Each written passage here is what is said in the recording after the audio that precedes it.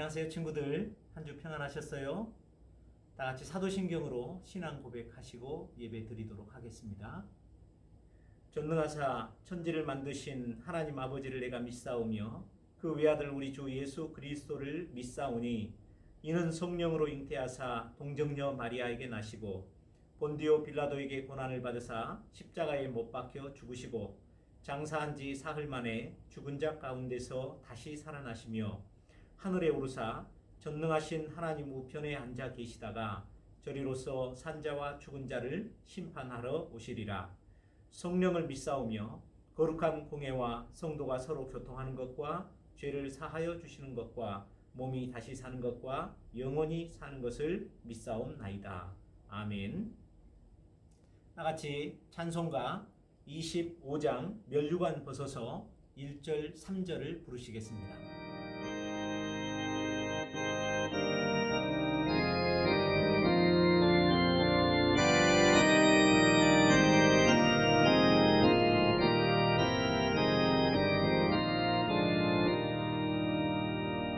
면류관 벗어서 주 앞에 들이세 저 천사 기쁜 노래가 온 땅에 퍼지네 내 혼합 깨어서 주 찬송하여라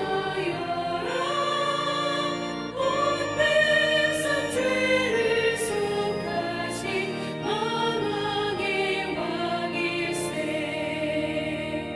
면류관 벗어서 주 앞에 들이세 그 손과 몸의 상처가 영광 중 빛나네 하늘의 천사도 그 영광 보고서 고난의 신비 알고자 늘 흥모하도다.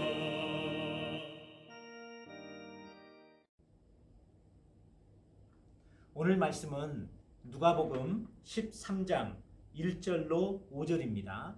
누가복음 13장 1절로 5절 신약 117페이지입니다. 제가 말씀을 봉독해 드리겠습니다. 그때 마침 두어 사람이 와서 빌라도가 어떤 갈릴리 사람들의 피를 그들의 제물에 섞은 일로 예수께 아뢰니 대답하여 이르시되 너희는 이 갈릴리 사람들이 이같이 해 받음으로 다른 모든 갈릴리 사람보다 죄가 더 있는 줄 아느냐? 너희에게 이르노니 아니라 너희도 만일 회개하지 아니하면 다 이와 같이 망하리라. 또 실로암에서 망대가 무너져 치어 죽은 18사람이 예루살렘에 거한 다른 모든 사람보다 죄가 더 있는 줄 아느냐? 너희에게 이르노니 아니라 너희도 만일 회개하지 아니하면 다 이와 같이 망하리라. 아멘. 오늘 말씀의 제목은 회개하지 아니하면 이라는 제목입니다. 부제로 재난의 의미라고 붙여보겠습니다. 사람이 살다 보면 여러 가지 재난과 재앙을 당할 때가 있습니다. 이번 코로나19 사태도 저희들에게 갑작스럽고 우발적으로 다가온 재난이라고 볼 수 있겠죠. 사람들이 치명률은 적지 않지만 경제나 여러 가지 산업기관 시설들이 다 죽음을 맞이하고 있습니다. 코로나 2.5단계지만 지금 방역 3단계 수준으로 간다 그러면 전국의 약 30%에 해당하는 노동자가 일자리를 잃게 된다고 합니다. 그만큼 파급력이 큰 것이죠. 이런 상황을 보면서 우리는 때로 이런 고민이 들 때가 있습니다. 도대체 왜 이 재앙은 시작이 됐고 또 이 재앙은 어떤 의미를 갖고 있는가? 우리는 이 재앙 앞에서 어떠한 자세와 어떠한 태도와 어떠한 생각과 또 어떻게 행동해야 되는가? 이 재앙에 대한 대책이 무엇일까? 참으로 어려운 질문입니다. 대통령부터 시작해 모든 정부 고위 관료들과 또 나아가서는 영적인 우리 목사님들, 또 학교 선생님들, 모든 사람들이 이 문제에 대해 해법을 나름 갖고 애를 씀에도 불구하고 참 쉽지 않다는 것을 알 수 있죠. 여러분, 이렇게 우리가 쉽게 이해할 수 없는 사람이 삶을 통해서 닥치는, 또 부딪혀오는 여러 가지 일들을 당할 때마다 우리는 그 일을 어떻게 볼 것인가, 어떻게 생각할 것인가, 그것에 대한 성경적 시각이 우리에게 있는가? 그렇다면 만약 내 시각은 이런 건데 성경의 시각은 이런 부분이다라고 한다면 우리의 시각을 성경에 맞춰서 생각하고 사고하는 그런 습관을 들여야 되겠죠.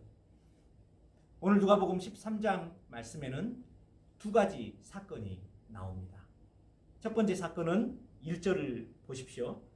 그때 마침 두어 사람이 와서 빌라도가 어떤 갈릴리 사람들의 피를 그들의 제물에 섞은 일로 예수께 아뢰니. 유대 사람들은 당시 예수님 당시에 로마의 식민지였어요. 식민지 백성으로서 늘 울분이 있었죠. 그래서 백성들은 유대인들의 특히 명절 때 반란을, 데모를 많이 일으켰습니다. 역사가 요세푸스에 의하면 유대 명절이 가장 큰 게 유월절인데 이 유월절 날 3,000명이 한꺼번에 학살된 일도 있었다고 하고, 또 성전에서 약 2만 명의 사람이 도륙이 되는 사건도 있었다고 그래요.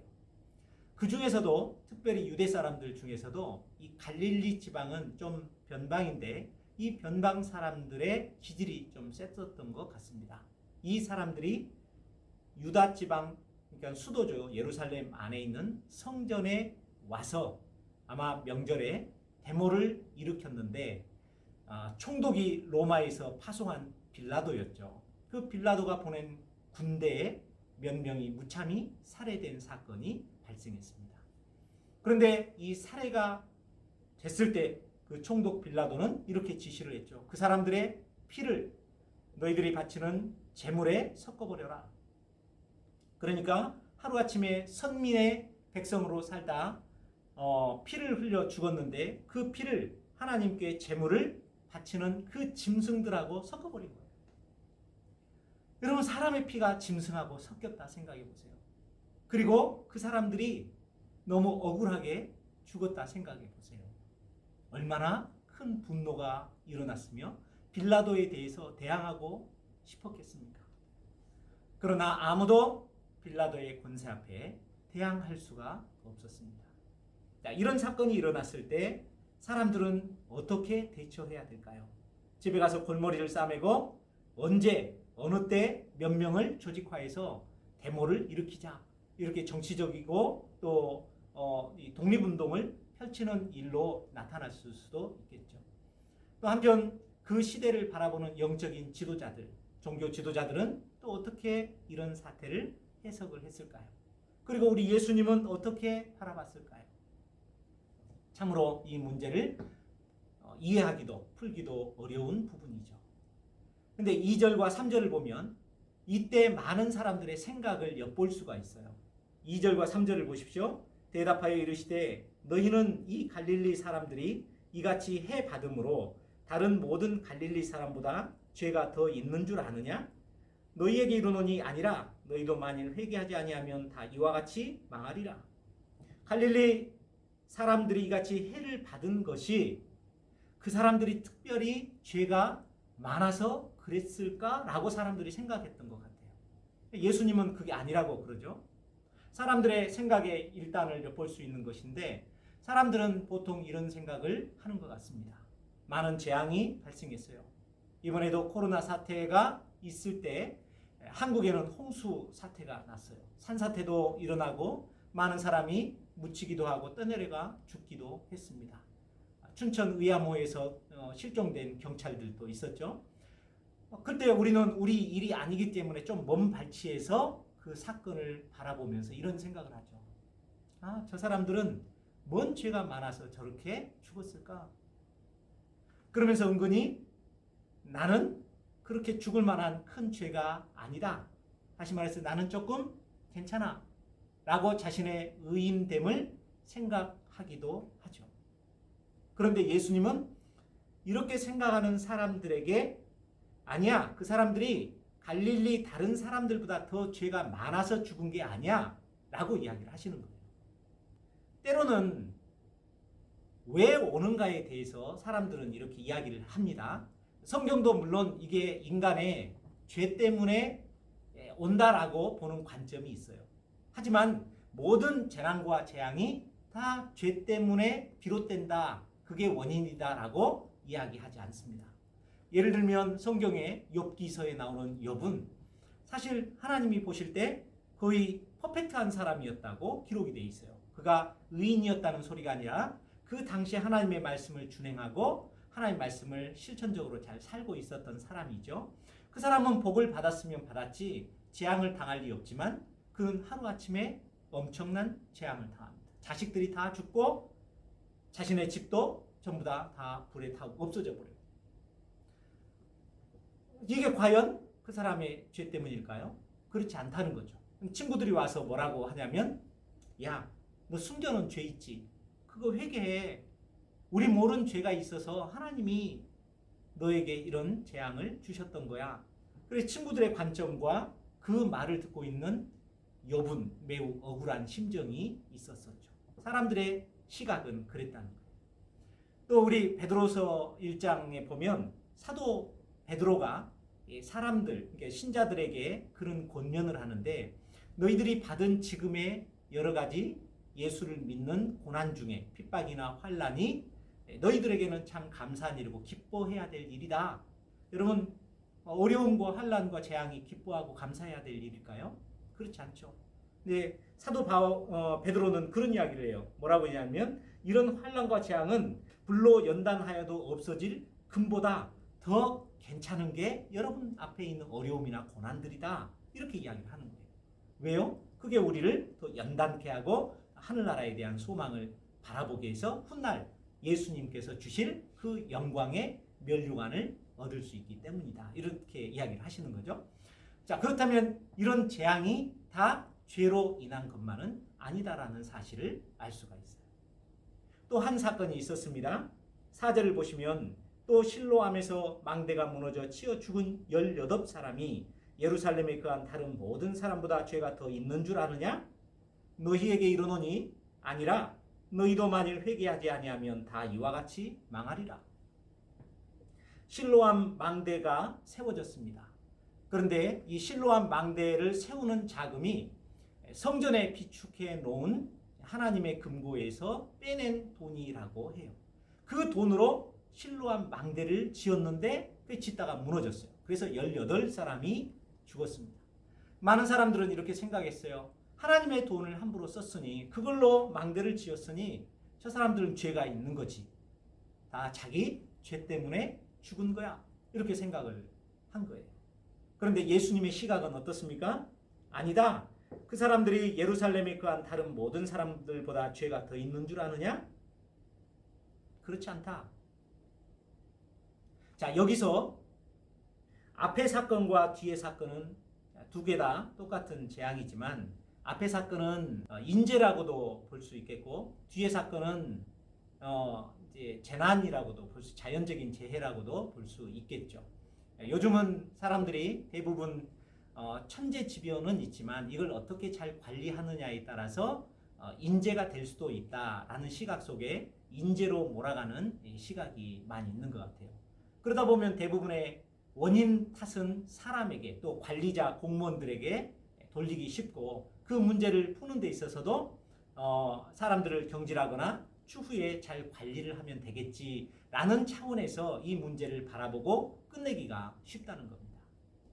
그런데 이 두 사건처럼 우리에게도 너무나 많은 이런 어려움과 재앙들이 발생을 해요. 그럴 때 우리의 생각과는 달리 누구의 생각이 중요할까요? 그렇죠. 예수님은 어떻게 보셨는가 하는 거예요. 예수님은 보실 때 이러한 재앙들은 누구에게나 다 닥칠 수 있다. 너에게도 나에게도. 코로나19 내가 감염이 될 수도 있어요. 이게 하나님을 믿는다고 감염이 안 되고 하나님 믿지 않는다고 감염되고 이런 차원이 아니라는 거예요. 그 속에는 누구에게 걸릴 가능성이 있지만 거기에 두신 하나님의 메시지가 있다는 겁니다. 그걸 예수님께서 이렇게 이야기를 하죠. 너희가 만일 회개하지 아니하면 다 이와 같이 망하리라. 그러니까 예수님께서는 그런 사건을 볼 때 사람들은 원인을 그런 데서 찾지만 예수님은 그 사건을 보면서 늘 생각하는 것이 그거였어요. 회개하지 아니하면. 다시 말해서 이 말씀 속에는 사람들은 그런 사건을 보면서 자신이 현재 존재하는 그 상황 속에서 무엇을 발견하기를 원하는 거예요? 자신의 죄에 대해서 드러내고 하나님 앞에 나가서 회개하기를 원하는 거예요. 자, 여기서 사람들이 죽었어요. 죽는 것은 망하는 것이죠. 누구나 사람은 망합니다. 그 시와 때는 사람들 간에 다소 차이가 있겠지만 누구 하나 망하지 않는 사람은 없었어요. 그러면 그 망하는 길에서 예수님의 관점은, 예수님의 마음은, 예수님의 소망은 어디에 있어요? 사람들이 생명을 다시 찾아 구원받는 데 있어요. 그런데 구원은 어떻게 해서 이루어지느냐? 구원은 예수님의 관점으로 볼 때 하나님 말씀을 통해 말씀 앞에 나의 죄를 발견하고 그걸 인정하고 그것을 주님 앞에 나가서 회개하는 데 있다는 겁니다. 회개는 그래서 미래 일도 아니고 과거에 있었던 일도 아니고 늘 지금 현재 내게 회개의 역사를 통한 현재적 구원이 있는가라는 것이 중요하죠. 왜요? 재난은 언제 당할지 모르니까. 또 내가 언제 죽을지 모르니까. 근데 그 죽음은 내가 죄가 조금 더 있어서 죽는 게 아니라는 거예요. 누구에게나 올 수 있다는 거예요. 이런 관점을 보면 우리가 이 코로나 사태나 홍수나 앞으로 또 닥칠 태풍에 의한 여러 가지 피해들 가운데서도 우리의 재앙을 바라보는 태도와 자세와 생각을 성경적으로 맞출 수 있겠죠. 여러분, 우리 많은 뉴스들을 통해서 들려오는 나쁜 소식들이 하루에도 몇 개씩 있죠. 그럴 때마다 여러분 생각이 성경적 예수님의 관점이라면, 시각이라면 어떤 생각을 가져야 될까요? 아니라 너희도 회개하지 아니하면, 나도 회개하지 아니하면 나도 걸릴 수 있겠다. 정광훈 목사가 죄가 더 많아서 코로나에 걸린 게 아니라 너희도 회개하지 아니하면 너희도 망하리라. 그래서 우리는 정광훈 목사나 아니면 그런 일에 동참했던 사람들을 판단하고 정죄하기 쉬워요. 그러면서 나는 그렇게 하지 않았고 나는 그런 자세와 태도와 신학을 가지지 않았기 때문에 나는 의로운 사람이야. 나는 괜찮은 사람이야. 나는 그래서 하나님이 지켜줄 수 있어. 라는 시각이 많다는 거죠. 하지만 예수님께서 그렇게 보시지 않는다. 우리가 세상을 살아가면서 중요한 시각, 중요한 가치관, 중요한 세계관 하나를 오늘 배웠습니다. 그것은 뭐냐면 누구에게나 다 재앙은 닥칠 수 있지만 그 재앙 앞에서 우리가 가져야 될 생각과 태도와 자세는 늘 회개하고 연결이 돼야 된다는 거예요. 다시 말해서 뉴스에 이런 소식들이 들린다? 그러면 바로 여러분들은 어떻게 시스템이 돌아가야 돼요? 회개해야지. 내가 회개해야지. 내가 그동안 지은 죄가 무엇인가 살펴보고 회개해야지 하는 것으로 바로 돌아갈 수 있어야 된다. 쌤은 이번 코로나 사태를 통해서 참 많은 생각을 했지만 궁극적으로 또 결과적으로 우리 기독교가 코로나 사태 앞에서 이 엄청난 전 분야에 영향을 주고 있는 코로나의 재앙의 앞에서 우리는 도대체 무엇을 깨닫고 무엇을 해야 할 것인가? 최근에 코로나19 이후 기독교는 어떻게 해야 하는가라는 책을 읽었어요. 그 책에도 이렇게 공동체성이나 공공성을 회복해야 된다라는 미래적인 전망과 희망에 대해서 언급은 하였는데 조금 아쉬웠던 것은 이 사태를 바라보면서 우리가 회개해야 될 사람들이고 우리 교회가 또 한국 교회가 회개해야 되는 부분이 있다라는 사실에 대해서 언급이 별로 없는 것에 대해서 과연 성경적 관점으로 바라보고 있는 것인지에 대해서 조금 의심이 들었습니다. 쌤의 생각은 만약에 이 성경의 관점이 정말 예수님의 안타까운 우리의 생명을 귀하게 여기고 우리를 구원시키고자 하는 간절한 심정 중에 나온 관점이라면 이 코로나 사태가 언제쯤 종식이 될 것일까라는 생각을 말씀을 통해 해볼 때 답은 어찌 보면 보인다고 볼 수가 있겠어요. 백신을 개발해서 사람들에게 주사를 놔주는 것이 그게 방법일 수도 있겠지만 우리가 영적으로 성경적으로 생각해 보면 우리가 먼저 회개해야 하는 것이죠. 자, 그러면 여기까지 오늘 말씀을 마치고 다음에 이런 이야기를 좀 더 해보겠습니다. 그러면 우리는 무엇을 회개할 수 있을 것인가? 회개는 어떻게 이루어지는 것인가? 또 회개를 통해서 우리는 어떤 모습으로 변화될 수 있을 것인가? 라는 실천적인 부분에 대해서 조금 더 얘기를 나눠보도록 하겠습니다. 5절 말씀 같이 읽어보고 쌤이 기도하고 마치도록 하겠습니다. 시작. 너희에게 이르노니 아니라 너희도 만일 회개하지 아니하면 다 이와 같이 망하리라. 하나님, 세상 너무도 많은 재앙들과 나쁜 소식들, 또 사람들이 살인이나 자살을 통해 망해가는 소식을 접할 때마다 우리는 이 사건을 어떻게 바라봐야 되는지 각자 나름의 관점과 생각이 있었지만 오늘은 분명히 예수님의 시각, 또 예수님의 마음, 예수님의 이 세상을 바라보는 생각에 대해서 배울 수 있게 하셔서 감사합니다. 그 분명한 것은 회개하라는 메시지였습니다. 하나님, 아직 회개가 무엇인지 잘 모르고 무엇을 회개해야 되는지도 모르지만 어쨌든 우리의 머리는 이 세상의 모든 망해가는 재앙의 소식을 들을 때마다 깨닫는 그것, 내가 회개해야 되지. 우리 교회가 회개해야 되지. 다 회개하지 않으면 망한다는 예수님의 절박한 음성을 듣고 내 자신을 돌이켜보며 하나님 앞에 무릎 꿇는 그런 신앙의 자세를 갖는 그냥 친구들 되게 하여 주시옵소서. 예수님 이름으로 기도합니다. 아멘. 다 같이 찬송가 274장 나 행한 것 죄뿐이니 1절과 2절을 부르시겠습니다.